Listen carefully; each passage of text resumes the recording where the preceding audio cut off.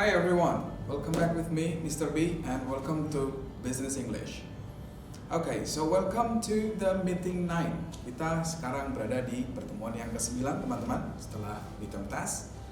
And the material that you're gonna learn in this meeting is about negotiation. Okay, negotiation. So, anyway, what can you negotiate for? Teman-teman biasanya nego itu untuk apa sih? Untuk mendapatkan apa? Ya, commonly kita melakukan negosiasi itu untuk mendapatkan harga yang lebih murah, atau biasanya kita meminta sebuah diskon pada sebuah produk. Ya, so we negotiate for that. Dan in this meeting, you're gonna learn how to get the discount, or you're gonna learn about the negotiation. How you lower the price, how you negotiate about the price of the product. Nah, seperti itu. Tentu saja akan ada beberapa frasa-frasa atau akan ada beberapa vocabularies yang mungkin teman-teman akan pelajari bagaimana caranya teman-teman melakukan sebuah negosiasi. Nah, di samping itu teman-teman juga harus tahu mengenai frasa-frasa negatif atau ungkapan-ungkapan negatif dan juga positif ketika teman-teman melakukan sebuah negosiasi atau negotiation.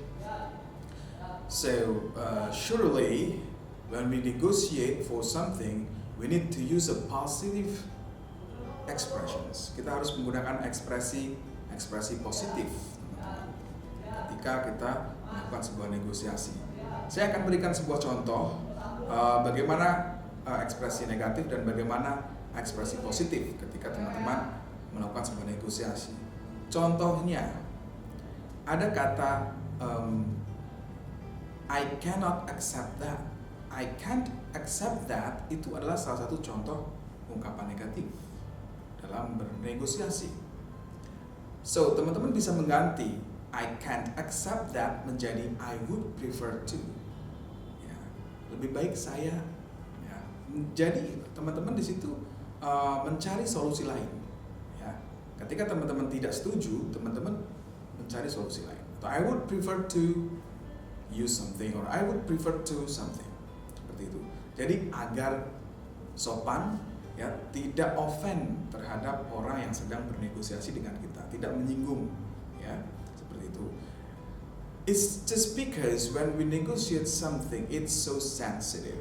Jadi itu sangat sensitif teman-teman ketika kita melakukan sebuah negosiasi. Jadi kita harus selalu nice, ya, kita harus selalu positif ketika kita melakukan sebuah negosiasi, teman-teman. Dan selain itu, body language ketika kita melakukan negosiasi juga sangat penting. It started from eye contact, ya. Kontak mata, body language itu sangat penting sekali ketika kita bernegosiasi. Dan juga kita akan mempelajari negosiasi secara tertulis, bisa melalui email atau bisa melalui surat konvensional. Dan juga kita akan mempelajari mengenai adverb. Ya, adverb itu adalah kata keterangan yang bisa menjelaskan keadaan suatu aktivitas, bisa menjelaskan sebuah kata sifat, dan juga bisa menjelaskan adverb yang lain. Nah, itu grammar yang akan kita pelajari pada pertemuan 9 kali ini. Untuk tugasnya di pertemuan 9, ya, teman-teman akan mempraktekkan proses negosiasi sesuai dengan materi yang dipelajari.